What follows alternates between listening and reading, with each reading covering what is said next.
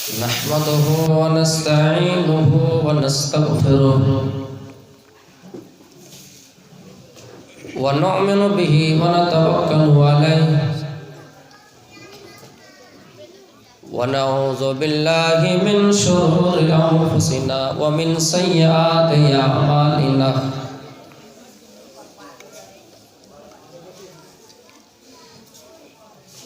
من يهده الله فلا مضل له ومن يضلل فلا هادي له وأشهد أن لا إله إلا الله وحده لا شريك له وأشهد أن محمدا عبده ورسوله أما بعد أعوذ بالله من الشيطان الرجيم بسم الله الرحمن الرحيم يا أيها الذين آمنوا اتقوا الله حق تقاته ولا تموتن إلا وأنتم مسلمون فإن خير الحديث كتاب الله وخير الهدي هدي محمد صلى الله عليه وسلم وشر الأمور محدثاتها وكل محدثة بدعة وكل بدعة ضلالة وكل ضلالة في النار بسم الله الرحمن الرحيم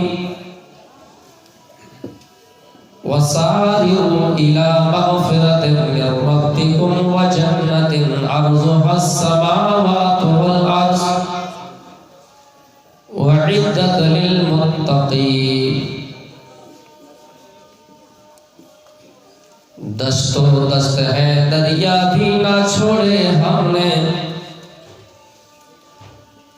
دست و دست ہے دریا بھی نہ چھوڑے ہم نے بحر ظلمات میں دوڑا دیے گھوڑے ہم نے اندھاتم پروی شانتی اسمبھوتی مپس اسٹیج پر تشریف فرما موقر علماء کرام سامنے بیٹھے ہوئے بزرگوں اور عزیز بچوں، یہ اصلاح معاشرہ کے نام پر پروگرام کا انعقاد ہوا اور مجھ سے پہلے جو خطیب تھے بہترین انداز سے قرآن و حدیث کی روشنی میں انہوں نے خطاب کیا، اور ہو سکتا ہے کہ میرے آنے سے پہلے بھی اور خطیب نے آپ کو کچھ سنایا ہوگا۔ اللہ تعالیٰ سے دعا ہے کہ اللہ تعالیٰ ہم سب کو ان باتوں پر عمل کرنے کی توفیق عطا فرمائے، اور ہم سب کی یہاں جو حاضری ہوئی ہے اللہ تعالیٰ قبول عطا فرمائے۔ بہت اچھا لگا سانجد، یہاں جو ہم اور آپ دیکھ رہے ہیں ماحول بڑا اچھا مزاج ہمارا اور آپ کا بنا ہوا ہے، کوئی ہلہ نہیں، کوئی شور و غل نہیں۔ پروگرام حقیقت میں ایسا ہی ہونا چاہیے۔ بنسبت ہمارے سیمانچل ایریا جو ہے کٹیہار، پورنیہ، کشن گنج، ارریہ میں اس طرح کے پروگرام شاد و نادر ہمیں اور آپ کو دیکھنے کو مل رہا ہے۔ میں نے قرآن کریم کی ایک آیت پڑھی، بہت سی باتوں کی طرف مجھے اشارہ کیا گیا۔ اب ظاہر سی بات ہے کہ 1 گھنٹے میں ہم کچھ سب بتا نہیں سکتے ہیں، لیکن جتنی باتیں بتائیں گے امید کرتے ہیں کہ ہم اور آپ بغور سماعت فرمائیں۔ میں نے قرآن کریم کی ایک آیت پڑھی کہ وَسَارِعُوا إِلَىٰ مَغْفِرَةٍ مِّن رَّبِّكُمْ، اللہ رب العالمین لوگوں سے کہہ رہا ہے کہ جہاں اللہ کی مغفرت ہو، جہاں رب کی رحمت ہو، اس رحمت کی طرف، اس مغفرت کی طرف تیزی سے اپنا قدم آگے بڑھاؤ، تیزی سے آگے۔ ہم اور آپ یہ سنتے اور سمجھتے ہیں کہ اللہ تعالیٰ نیک کام کرنے کا ہمیں اور آپ کو حکم دے رہا ہے، لیکن نیکیاں کرنی ہے، نیک کام ہمیں اور آپ کو کرنا ہی ہے، لیکن نیک کام کرنے میں بھی اللہ رب العالمین کہہ رہا ہے کہ جلدی اپنا قدم آگے بڑھاؤ، جتنا جلدی ہو سکے اس کام کو انجام دو۔ وَسَارِعُوا إِلَىٰ مَغْفِرَةٍ مِّن رَّبِّكُمْ وَجَنَّةٍ، اے لوگوں، رب کی رحمت کی طرف اور اس کی بخشش کی طرف تیزی سے اپنا قدم آگے بڑھاؤ۔ یعنی جہاں اللہ تعالیٰ نے ہمارے لیے رحمت رکھی ہے، انسان گناہ کرتا ہے، کرنے کے بعد کچھ انسان ایسے ہو جاتے ہیں گویا ان کو کوئی راستہ دکھائی نہیں دیتا ہے۔ دنیا میں بہت سارے لوگ ایسے ہیں، ان کے اگر کوئی غلام ہے، کوئی نوکر ہے، اگر کچھ غلطیاں کر دیتا ہے، غلطیاں ہو جاتی ہیں ان سے، تو انہیں بے کہہ کر بلاتے ہیں یا اپنی زبان میں جو بھدے قسم کے الفاظ ہوتے ہیں اس کو استعمال کرتے ہیں۔ منہ کو ٹیڑھا کر لیا، اس کے اوپر غصایا، اس کو پھٹکارا، ڈانٹا۔ لیکن اللہ رب العالمین کہہ رہا ہے کہ اے میرے بندو، قُلْ يَا عِبَادِيَ الَّذِينَ اسْرَفُوا عَلَىٰ أَنفُسِهِمْ، اے میرے بندو، جنہوں نے اپنے نفس پر ظلم کیا، خطا کیا، جنہوں نے گناہ کیا، غلطیاں کی، لا تقنطوا من رحمت اللہ، میری رحمت سے مایوس مت ہو جانا، میری رحمت سے نا امیدی مت ہو جانا۔ میرے بھائیوں، اللہ کا رحم و کرم دیکھیے، اللہ بندوں سے کہہ رہا ہے کہ بندہ جنہوں نے گناہ کیا ہے، جنہوں نے خطائیں کی ہے، جنہوں نے غلطیاں کی ہیں، اللہ انہیں مجرمین کہہ کر نہیں پکار رہا ہے، اللہ انہیں چور کہہ کر نہیں پکار رہا ہے۔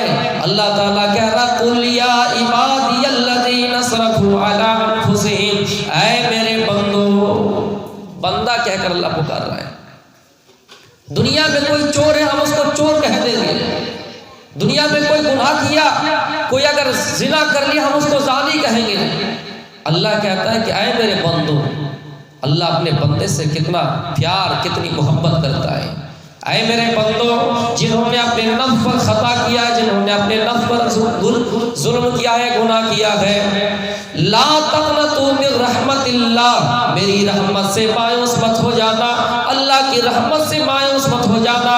اللہ کے نبی صلی اللہ علیہ وسلم دنیا میں لوگوں کو سمجھا رہے ہیں اور صحابہ کرام کو بتا رہے ہیں، اگر تم نے غلطیاں کی ہے، تم نے خطائیں کی ہے، تو اللہ کے چوکھٹ پہ آؤ، اللہ کے دروازے پہ آؤ۔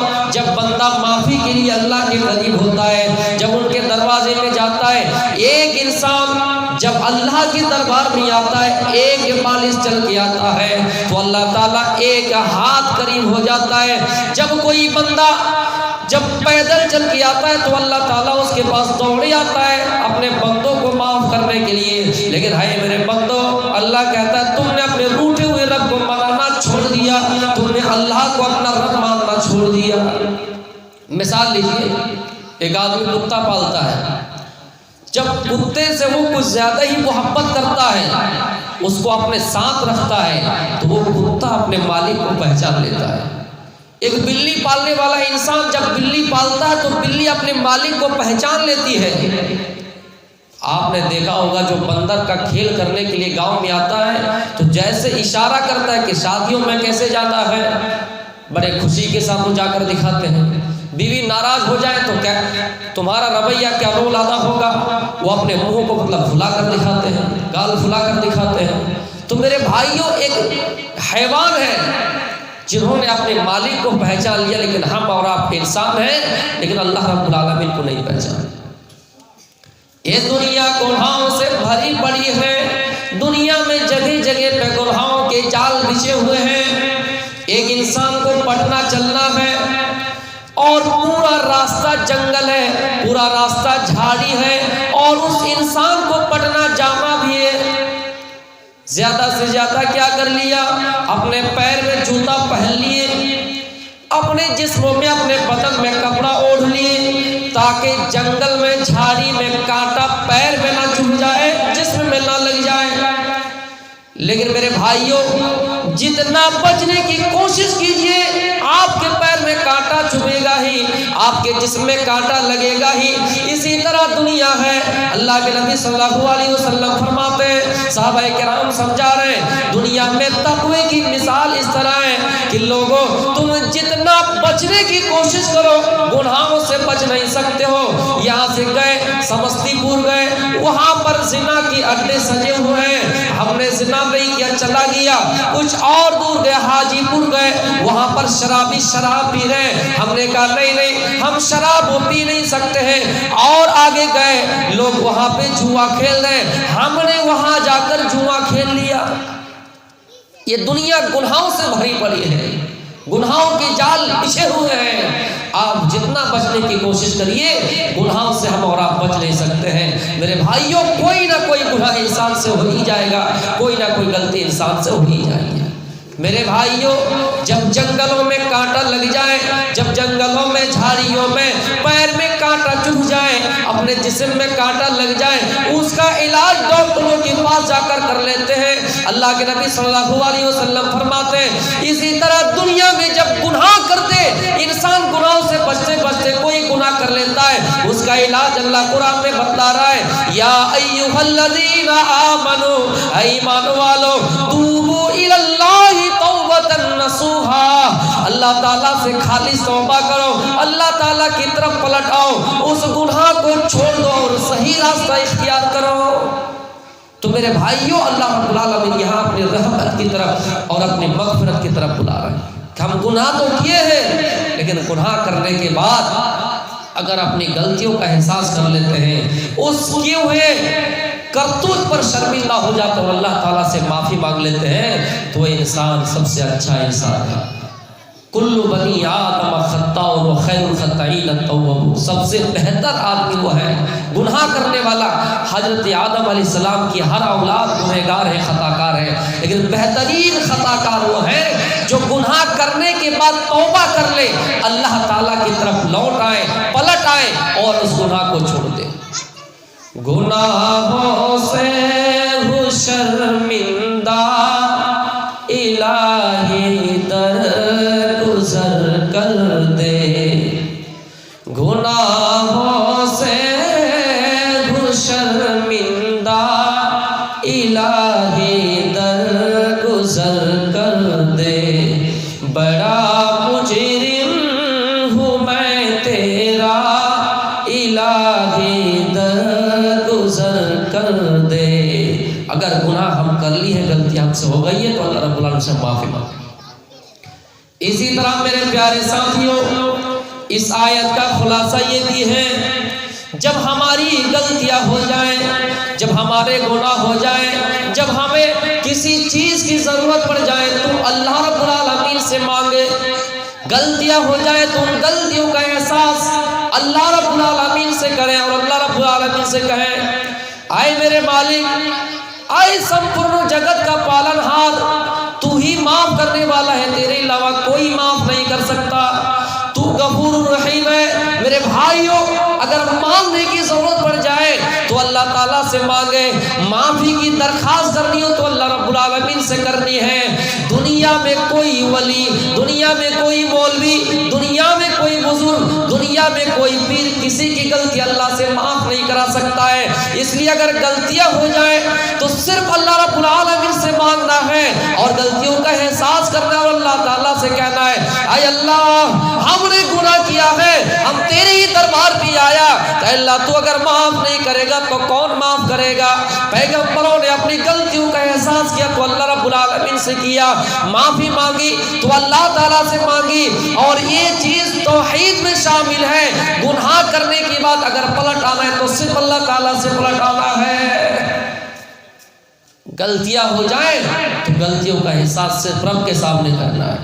لیکن دنیا میں بہت سے لوگوں نے دوسروں کو سہارا بنا لیا، دوسروں کو وسیلہ مان لیا، اس کے چوکھٹ پہ جائیں گے، اس کے چوکھٹ پہ جائیں گے اور غلطیاں معاف کروائیں گے، اپنی غلطیوں کا احساس کرائیں گے اور کہیں گے آئے فلاں آدمی، آئے پیر صاحب، آئے بزرگ، آئے ولی، اللہ سے کہو کہ ہماری غلطی اللہ معاف کر دے۔ میرے بھائیوں، کل قیامت کا دن ہوگا، یوم یقوم الروح والملائکۃ صفا، اللہ تعالیٰ کی روح اور فرشتے سب بندی کریں گے۔ کسی کے اندر یہ ہمت نہیں ہوگی، کسی کے اندر یہ جرأت نہیں ہوگی، کسی کے اندر یہ پاور نہیں ہوگا، کسی کے اندر یہ طاقت نہیں ہوگی کہ اللہ رب العالمین سے بات کر سکے۔ جب اللہ تعالیٰ سے کوئی بات نہیں کر سکے گا تو ہماری غلطیاں کون معاف کرائے گا؟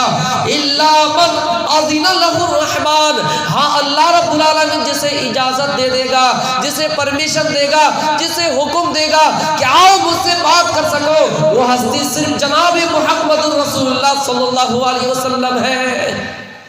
اگر کسی کو پرمیشن ملے گی تو صرف جناب محمد رسول اللہ صلی اللہ علیہ وسلم ہے، اس کے علاوہ دنیا میں چاہے کتنے ہی متقی کیوں نہ ہو جائے، دنیا میں چاہے کتنے ہی اچھے انسان نہ ہو جائے، بزرگ ہو، ولی ہو، پیر ہو، بابا ہو، پنڈت ہو، مولوی ہو، سماج کے سادھو سنت ہو، کوئی اللہ رب العالمین سے ہمارے لیے سفارش نہیں کر سکتا ہے۔ ہماری شفاعت اگر کوئی ذات کر سکتی ہے، اگر کوئی ہستی کر سکتی ہے تو صرف جناب محمد رسول اللہ صلی اللہ علیہ وسلم کی ہستی ہے۔ حضرت ابو ہریرہ رضی اللہ تعالیٰ عنہ اللہ کے نبی سے سوال کرتے ہیں من اسعد الناس بشفاعتک یوم القیامہ، آئے اللہ کے نبی خوش نصیب لوگ کون ہوں گے جن کی آپ کی شفاعت، جن کو آپ کی شفاعت کل قیامت کے دن نصیب ہوگی اور آپ اس کے لیے سفارش کر سکیں گے، آپ اس کے لیے شفاعت کر سکیں گے۔ اللہ کے نبی صلی اللہ علیہ وسلم نے فرمایا کہ من قال لا الہ الا اللہ خالصا من قلبہ، جس نے دل سے لا الہ الا اللہ پڑھا ہوگا، جنہوں نے توحید کو سمجھا ہوگا، وحدانیت کو سمجھا ہوگا، ایکیشور بات پر ایمان لے آیا ہوگا، توحید کو مانا ہوگا، ایک اللہ کی ذات پر ایمان لے آیا ہوگا۔ میرے پیارے ساتھیوں، اگر دنیا میں ہم نے کسی کا وسیلہ لے لیا، ہم نے کسی کو اپنا مشکل کشا اور حاجت روا سمجھ لیا تو اللہ کے نبی صلی اللہ علیہ وسلم ہمارے لیے شفاعت نہیں کریں گے، اس کے لیے اللہ کے نبی صلی اللہ علیہ وسلم شفاعت نہیں کریں گے، اس کے لیے سفارش نہیں کریں گے۔ تو اگر غلطیاں ہو جائے تو ہمیں جھکنا ہی پڑے، ہمیں جھکنا ہے تو کس کے سامنے؟ اللہ رب العالمین کے سامنے۔ لیکن اے لوگوں، دنیا میں ہم نے بہتوں کو مشکل کشا سمجھ لیا۔ اگر آس پاس میں ہمارے کوئی غیر مسلک کے لوگ ہیں، ہمارے یہاں کوئی اور بھی طرح کے لوگ یہاں ہیں، وہ میری باتوں سے ناراض مت ہونا، ذرا اپنے دماغوں کی بتی کو کھول کر دیکھنا، اپنے سینے میں ہاتھ رکھ کر فیصلہ کرنا۔ جس کو پیران پیر غوث اعظم کہا جاتا ہے، میرے بھائیوں، اس غوث اعظم کے بارے میں وہ لوگ لکھتے ہیں کہ غوث اعظم شیخ عبد القادر جیلانی رحمۃ اللہ علیہ، جن کا ہم ادب و احترام کرتے ہیں، ان کا سمان سے نام لیتے ہیں، احترام سے نام لیتے ہیں، ان کے بارے میں کہا جاتا ہے کہ تین بار اللہ رب العالمین سے گارنٹی لیا ہے کہ ان کے جو مریدین ہیں، ان کے جو پیروکار، ان کے ماننے والے ہیں، ان کے لیے اللہ تعالیٰ سے انہوں نے جنت کی گارنٹی لے لی ہے اور چاند پر جا کر رہ کر آئے ہیں۔ بچپن میں چاند کے پاس گئے اور چاند میں رہ کر آئے۔ اور اس غوث اعظم کے بارے میں یہ بھی کہا جاتا ہے، عربی مہینہ چاند کی جو تاریخ ہوتی ہے یا تو 29 ہوگی یا 30۔ چاند کوئی حکم دینے والا ہے، چاند کو حکم دیتا ہوگا کہ چاند تم اس مہینے میں 29ویں تاریخ کو نکلنا، اس مہینے میں 30ویں تاریخ کو نکلنا۔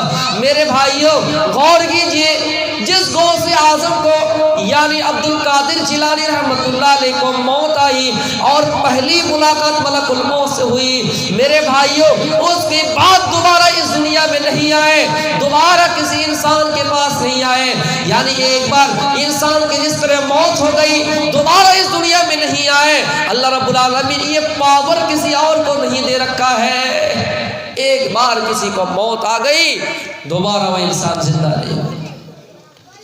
تھوڑی دیر کے لیے لگے گا میں کسی کے خلاف بول رہا ہوں، لیکن میرے بھائیوں ہم اور آپ مسلمان ہیں، ہماری اندر توحید ہونا چاہیے، ہمارے اندر شرک و بدعت کا خاتمہ ہونا چاہیے. اتنا ہی نہیں، غوث اعظم کے بارے میں لکھتے کہ ان کا ایک دھوبی تھا، ان کی خدمت کیا کرتا تھا. جب ان کی موت ہوئی اور ان کو قبر میں رکھا گیا، فرشتے آئے، منکر نکیر آئے اور سوال کیا کہ من رب کا، تمہارا رب کون ہے؟ سوال کیا تمہارا رب کون ہے؟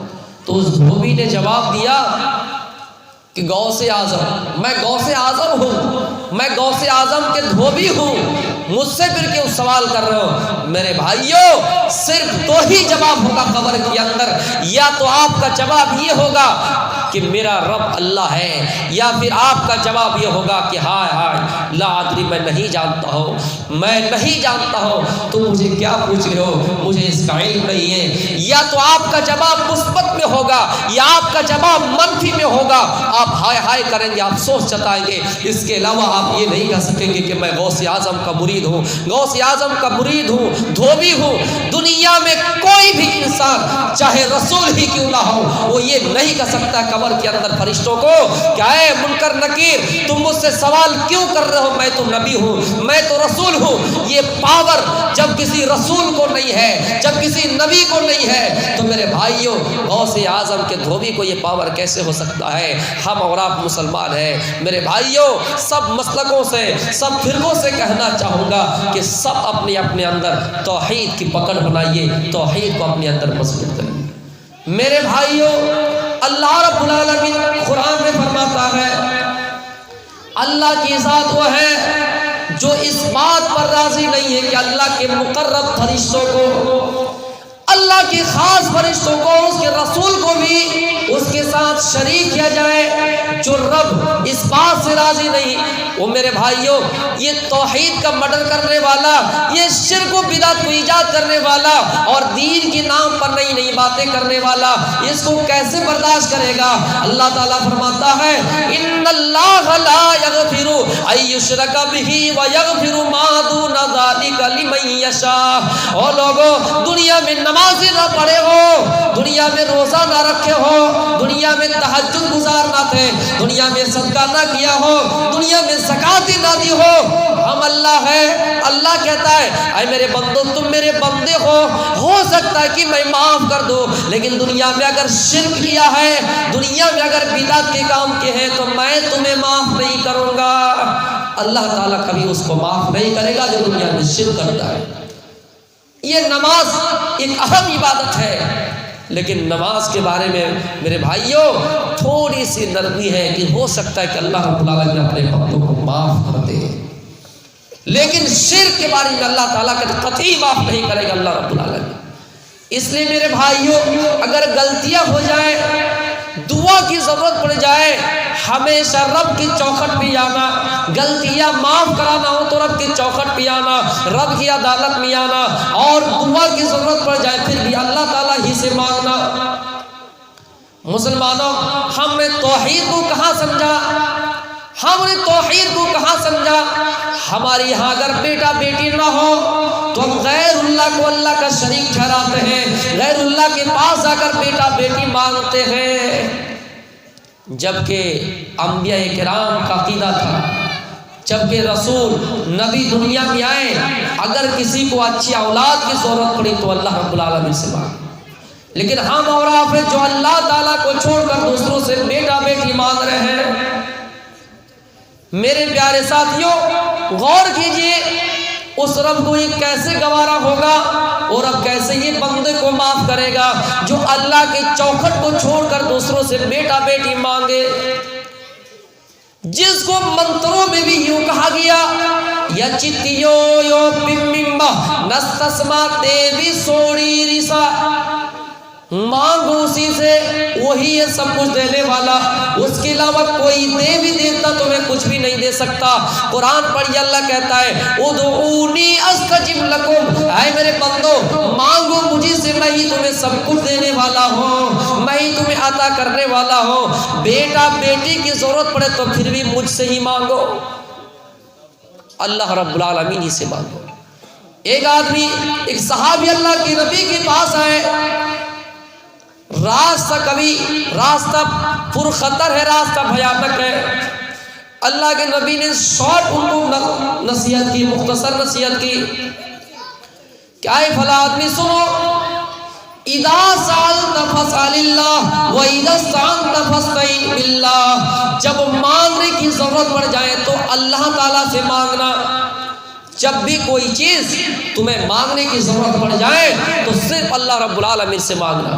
وَإِذَا اسْتَعَنْتَ فَاسْتَعِنْ بِاللَّهِ، اور جب مدد کی ضرورت پڑ جائے تو اللہ تعالیٰ سے مدد طلب کرنا، مدد کی ضرورت پڑ جائے تو اللہ تعالیٰ سے مانگنا۔ وسیلہ پکڑنا ہو تو نیک عمل کا وسیلہ پکڑنا۔ میرے بھائیو، آپ کسی مصیبت میں پھنس گئے ہیں، اگر وسیلہ پکڑنا بھی ہو تو آپ اپنے اچھے عمل کا وسیلہ پکڑنا۔ اے اللہ میں نے فلاں دن اچھا کام کیا ہے، اے اللہ تو جانتا ہے میں اپنے ماں باپ کی خدمت گزار ہوں، اے اللہ تو جانتا ہے کہ سماج کا رکھوالی ہوں، سماج کے اندر ہماری ذمہ داری تھی کہ ہم نے سماج کو جاگروک کیا ہے، ہم نے سماج کے اندر تعلیم کو پھیلایا ہے، ہم نے سماج کے لوگوں کو جاگروک کیا ہے، ہم نے سماج کے اندر لوگوں کو راہ ضلالت سے ہٹا کر لوگوں کو اچھے راستے پر لایا ہے، سماج کے اندر ہم نے بیداریاں لائی ہیں۔ اے اللہ تو ان اچھے کرم کو دے کر یہ مصیبت ہم سے دور کر دے۔ میرے پیارے ساتھیوں، اگر وسیلے کی ضرورت پڑ جائے تو آپ کہنا کہ اللہ تعالی ہم نے اچھے کام کیے ہیں تو اس کی بدولت یہ ہماری مصیبت ختم کر دے۔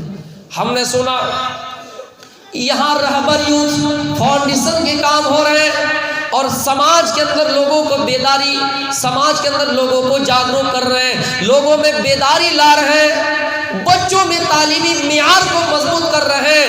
میرے بھائیوں خوشی ہو رہی ہے، اور کوئی ٹیم اور نہیں کر رہی بلکہ نوجوانوں کی جماعت اس میں بڑھ چڑھ کر حصہ لیا ہے۔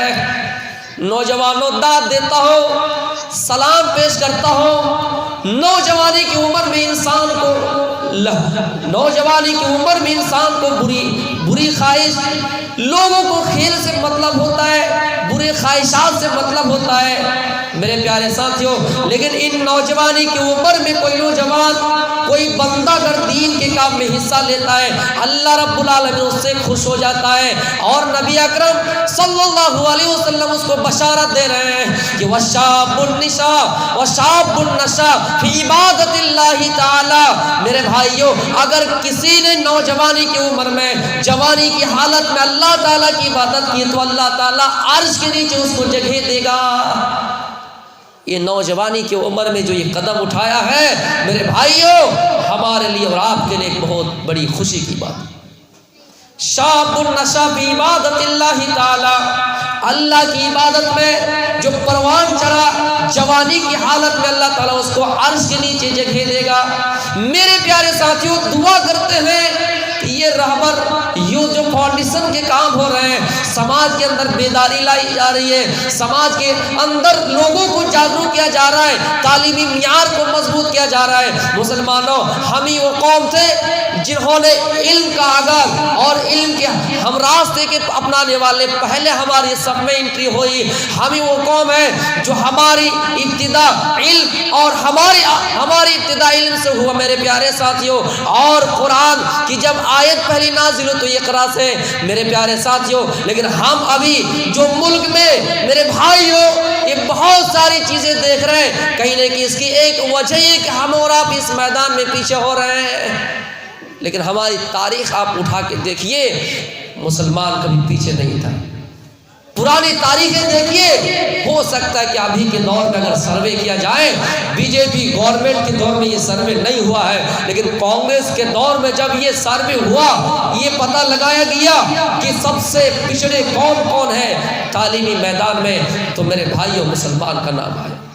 تو یہ جو فاؤنڈیشن چلا ہے میرے بھائیوں، سماج کے لوگ کے جاگرک کرنے کے لیے اللہ رب العالمین سے دعا کیجئے کہ یہ سلسلہ چلتا رہے اور لوگوں کے اندر بیداری آتے رہے اور تعلیمی معیار مضبوط ہوتے رہے۔ میرے پیارے ساتھیوں، تو اللہ کی ذات پر بھروسہ کرنا ہے، مانگنا ہے تو اللہ تعالیٰ سے مانگنا ہے، گناہ ہو جائے تو اللہ رب العالمین سے معافی مانگنا ہے، اللہ کے دربار میں جھکنا ہے، اللہ کے دربار میں جھکنا ہے۔ ہم یوں قوم ہے، ہمارا قرآن ہماری نماز یہ گواہی دے رہی ہے کہ مسلمان ہر رکعت میں یہ آیت پڑھتے ہیں، سورہ فاتحہ پڑھتے ہیں، اور اس سورہ فاتحہ میں ایک آیت آتی ہے اہدنا الصراط المستقیم صراط الذین انعمت علیہم۔ یہ مسلمان کا ہر فرد، ہر بشر، ہر انسان، بچے ہو بوڑھے ہو عورت ہو کوئی ہو، نماز کے اندر یہ سورہ کمپلسری ہے، نماز کے اندر یہ سورہ پڑھی جاتی ہے۔ اور مسلمان اگر ہے پورا قرآن اس کو یاد نہیں ہے، ایک پارہ یاد نہیں ہے، چند صورتیں اس کو یاد نہیں ہے، لیکن سورہ فاتحہ سب کو الحمدللہ یاد ہے، اور نماز کے ہر رکعت میں یہ سورہ فاتحہ ہم اور آپ پڑھتے ہیں، یہ سورہ کی تلاوت ہوتی ہے، یہ سورہ ہم اور آپ پڑھتے ہیں، اور اس کی یہ آیت ہے اہدنا الصراط المستقیم، جس کا معنی یہ ہوا کہ اے اللہ تو ہم کو سیدھے پتھ پر لے چل، اے اللہ تو ہم کو سیدھے پتھ پر لے چل، جو اچھا راستہ ہے، جو راستہ اچھے لوگوں کا ہے، جن راستے پر تو نے انعام نازل کیا ہے اس راستے پر لے چل۔ یہ ہم ہر رکعت میں پڑھتے ہیں، لیکن ایسا ہم مانتے کہ بہت سے لوگ اس کا معنی پتہ نہیں۔ میرے پیارے ساتھیوں، ہر رکعت اور ہر صورت میں جب ہم اور آپ پڑھتے کہ اللہ تو ہمیں سیدھے راہ کی طرف لے چل، تو ہم اور آپ پھر بھٹکے ہوئے کیوں ہے؟ ہم اور آپ بھٹکے ہوئے اس لیے کہ ہمیں اس کا معنی پتہ نہیں، ہم نے اور آپ نے پڑھ تو لیا لیکن اس پر ہم نے عمل کیا نہیں۔ اور یہی چیز منتروں سے بھی پتہ چلتا ہے، غیر مسلم کی کتابوں سے بھی پتہ چلتا ہے۔ اگنے نیا سو پتھارے آسما ویسوانی دے ویونان بدوان، اگنے نیا سو پتھارے، سو کا معنی سندر، پتھ کا معنی راستہ، اچھے راستے پر لے چل۔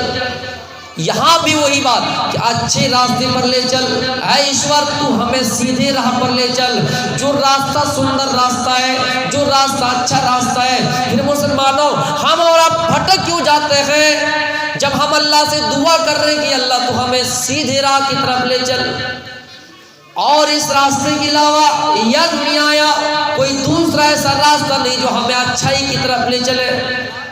ہم یہاں سے اگر پٹنہ جائیں، دلی جائیں، راستہ بھیڑ ہے، راستہ جام ہے، ہم بس سے نہیں ٹرین سے جائیں گے، ٹرین بھی کافی کینسل رد ہو گئی میرے بھائیو، یا دیر سے چل رہی ہے، ہم نے ہوائی جہاز کا سہارا لے لیا، ہمیں دلی پہنچنا ہے۔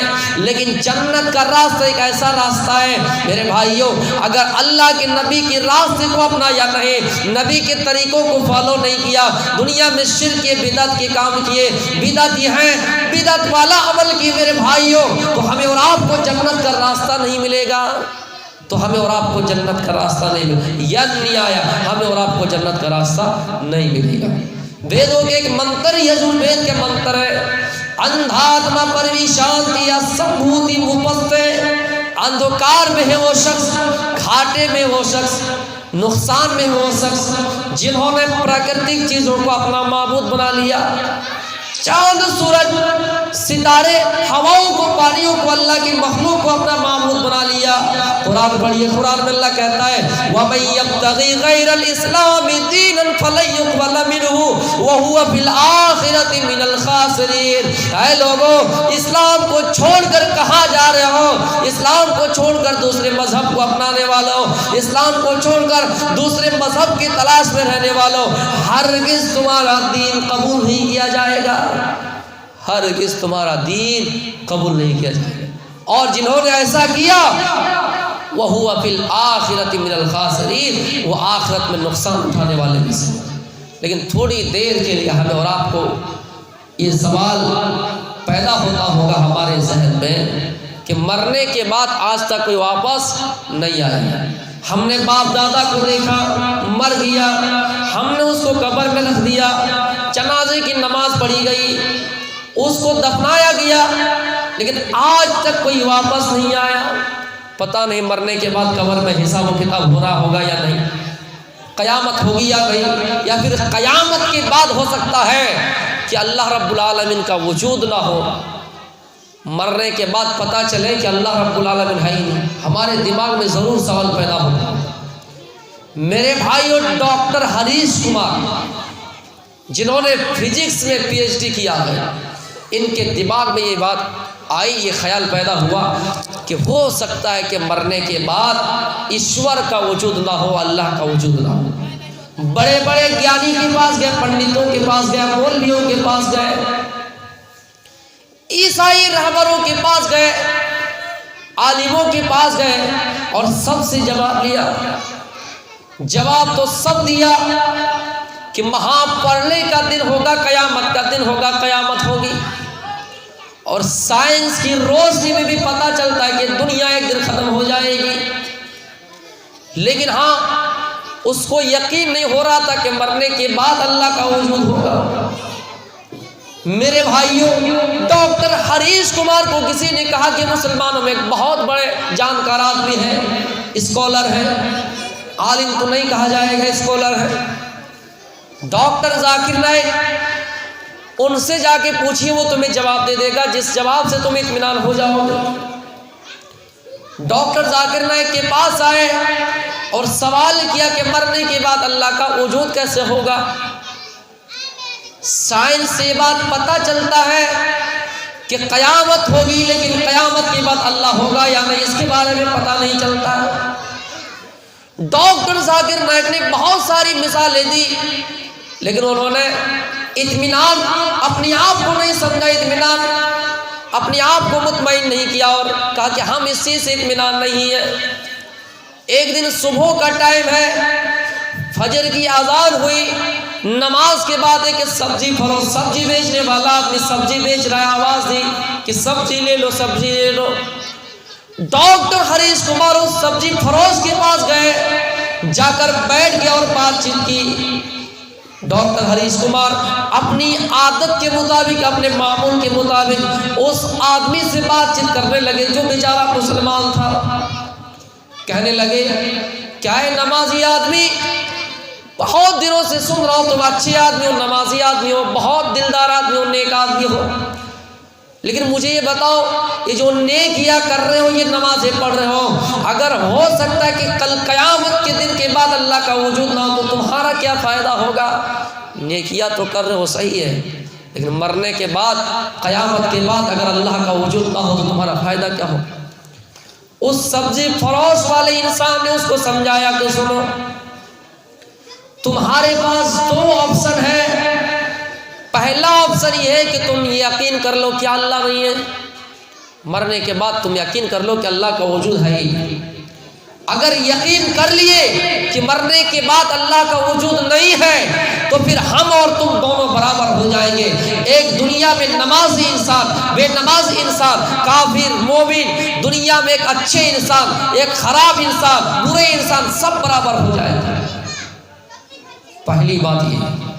لیکن دوسری بات یہ بھی نوٹ کر دو، اگر مرنے کے بعد اللہ کا وجود ہو گیا تو، جیسے یہ جملہ کہنا تھا ڈاکٹر ہریش کمار چیخ پڑے، کائے سبزی فروش انسان، صحیح بات ہے، اگر مرنے کے بعد اللہ کا وجود نہ ہوا تو پھر ہم دونوں برابر ہو جائیں گے، لیکن اللہ کا وجود ہو گیا تو دنیا میں جنہوں نے گناہیں کیے ہیں، دنیا میں جنہوں نے خطائیں کی ہیں، دنیا میں جنہوں نے چوری کیا ہے، دنیا میں جنہوں نے ڈاکہ ڈالا ہے، دنیا میں جنہوں نے شراب پی ہے، دنیا میں جنہوں نے نمازیں چھوڑی ہے، دنیا میں جنہوں نے زنا کیا ہے، کل قیامت کے دن پکڑا جائے گا اور اس کا رزلٹ پھر اس دنیا میں خراب آئے گا، اس کا رزلٹ پھر اس دنیا میں خراب آئے گا.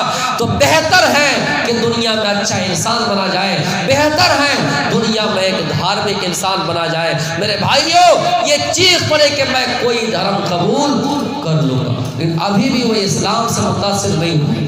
ابھی بھی وہ مسلمان ہونے سے انکار کر رہے کہ میں مسلمان نہیں ہوں گا، کوئی اور مذہب کو قبول کروں گا۔ سارے مذہبوں کی تلاش میں لگ گئے کہ کون سا اچھا مذہب ہے۔ ان الدین عند اللہ الاسلام، اللہ کے نزدیک سب سے اچھا دین، پسندیدہ دین اسلام ہے۔ اطمینان نہیں ہوئے، تحقیق کریں گے کہ اسلام کیسے اچھا دین ہے۔ ڈاکٹر ذاکر نائک ایک لیکچر میں انہوں نے سنا تھا کہ آج سے 1400 سال پہلے کی بات ہے، 1400 سال پرانی کتاب قرآن ہے، اور قرآن کا ایک ایک حرف 1400 سال سے لے کے ابھی تک سچا ہے۔ ایک ایک حرف کے اندر کوئی تغیر نہیں، کوئی تبدیلی نہیں، کوئی چینجنگ نہیں۔ اچھا 1400 سال پہلے اور 1400 سال سے لے کے ابھی تک قرآن کا ایک ایک حرف جس میں چینجنگ نہیں، رد و بدل نہیں۔ میرے بھائیوں، عیسائیوں کی کتاب اٹھا لیجیے، بائبل اٹھا لیجیے، تورات اٹھا لیجیے، بہت سے دھارمک گرنتھوں کو اٹھا لیجیے، میرے بھائیوں مشکل سے 100 سال تک اس کے اندر رد و بدل نہیں ہوئے، تحریف نہیں ہوئی، لیکن 100 سال کے اندر اندر اس کے اندر چینجنگ آ گئے۔ اور قرآن 1400 سال سے لے کے ابھی تک جن کا ایک ایک حرف، جن کے اندر چینجنگ نہیں، جن کے اندر رد و بدل نہیں، وہ یہودیوں کے پاس گئے، کرسچن کے پاس گئے اور جا کر ان سے کہنے لگے کیا یہ بات صحیح ہے کہ قرآن کا ایک ایک حرف 1400 سال سے لے کے ابھی تک مطلب رد و بدل نہیں، صحیح سلامت؟ سارے یہودی عالموں نے، سارے کرسچن لوگوں نے یہ اس بات کو سویکار کیا، ایکسیپٹ کیا کہ ہاں 1400 سال سے لے کے ابھی تک قرآن کا ایک ایک حرف جس میں چینجنگ نہیں۔ اسی جگہ پہ ڈاکٹر ہریش کمار چیخ پڑا، اشہد ان لا الہ الا اللہ واشہد ان محمد عبدہ ورسولہ۔ میرے بھائیوں، یہ اللہ کے وجود کے بارے میں ڈاکٹر ہریش کمار جب سوال کیا تو اس کو ایک سبزی فروش انسان نے جواب دیا، اور اس کے جواب سے وہ اطمینان ہو گیا۔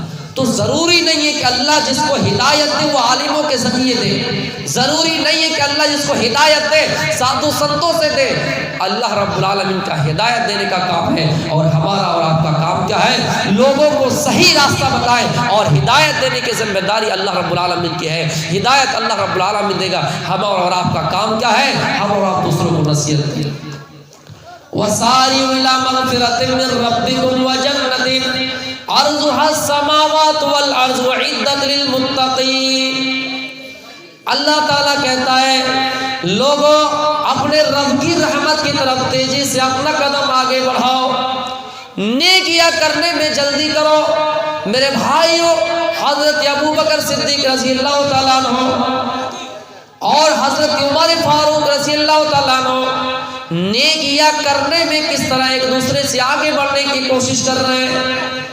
غزوہ تبوک کا موقع ہے، اللہ کے نبی صلی اللہ علیہ وسلم نے اعلان کر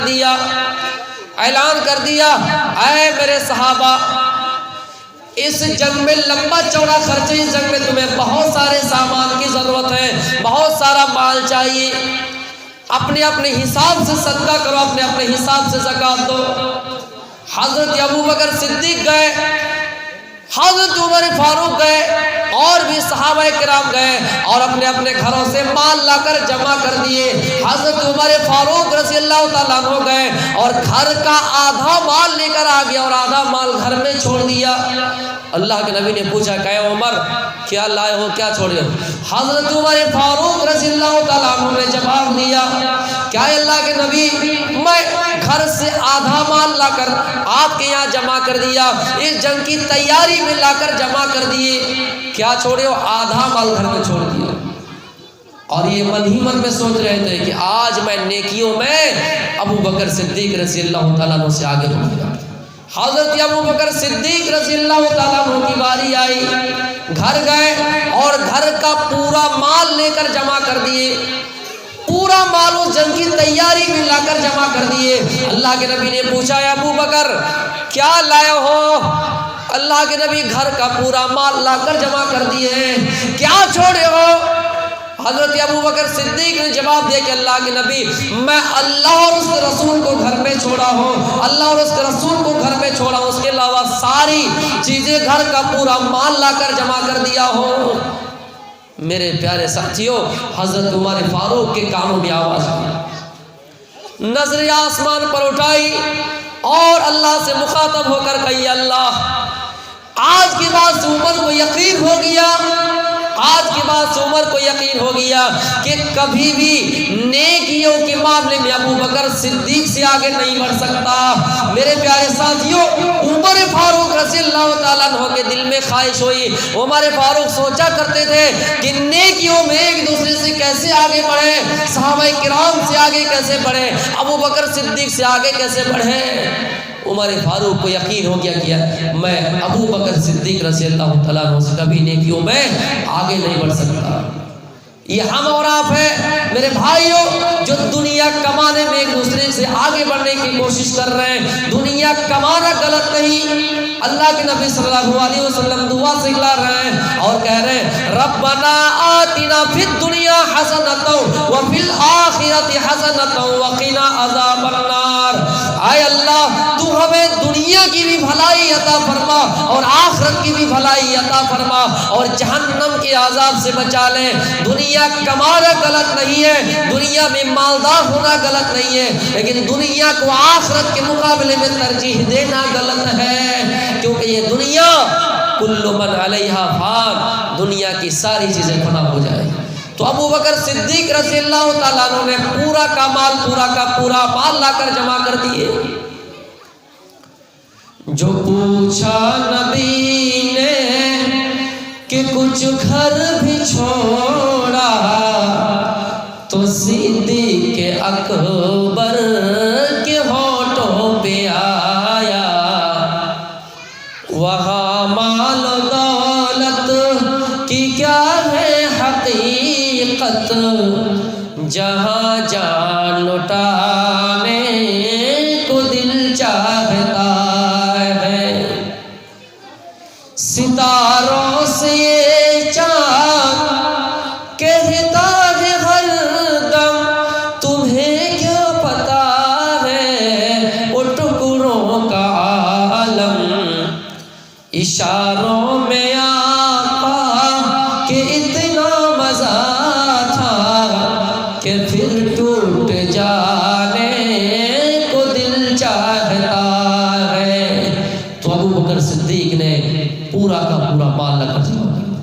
اللہ رب العالمین فرماتا ہے ان اللہ اشترى من المؤمنین انفسهم واموالهم بان لهم الجنہ، مومنوں سے ان کی جانوں کو ان کے مالوں کو خرید لیا ہے، اسی عوض خرید لیا ہے، اللہ تعالیٰ نے اس کے بدلے جنت دے رکھی ہے، اللہ تعالیٰ نے جنت کی گارنٹی لے رکھی ہے۔ میرے پیارے ساتھیوں، اللہ تعالیٰ نے مومنوں سے ان کی جانوں کو بھی خرید لیا ہے، ان کے مالوں کو بھی خرید لیا ہے۔ میرے پیارے ساتھیوں، اگر ہم اور آپ واقعی مومن ہیں تو ہمیں اور آپ کو جہاں اپنے جانوں کی قربانی پیش کرنی ہے وہاں اپنے جانوں کی بھی قربانی پیش کرنی ہوگی، جہاں مال کی ضرورت پڑے وہاں اپنے مال کی بھی قربانی پیش کرنی ہوگی۔ حضرت حنظلہ رضی اللہ تعالیٰ عنہ ایک صحابی ہے، اللہ کے نبی کا اعلان ہوا اے لوگو، اے میرے صحابہ، تمہیں جہاد میں جانا ہے، تمہیں جنگ کی تیاری میں جانا ہے۔ حنظلہ کے کانوں میں آواز آئی، حنظلہ اپنے بستر سے کھڑے ہوئے، ابھی غسل جنابت بھی نہیں کر سکے ہیں، ابھی اپنی بیوی سے ملاقات کی ہے، یہ آواز آئے حنظلہ اپنے بستر سے کھڑے ہوئے، غسل جنابت تک نہیں کر رہے اور میدان جنگ میں جا رہے ہیں۔ اللہ تعالیٰ کے نبی کا حکم ہے، اس اعلان کے مطابق جنگ کے میدان میں جا رہے ہیں۔ ٹائم ہو گیا، ختم کر دیں آج؟ اچھا،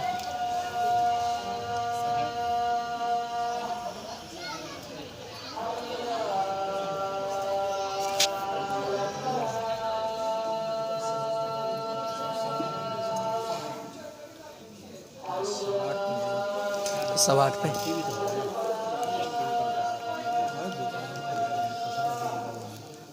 اچھا 15 منٹ کھانا، 5 منٹ کھانا، ٹھیک ٹھیک۔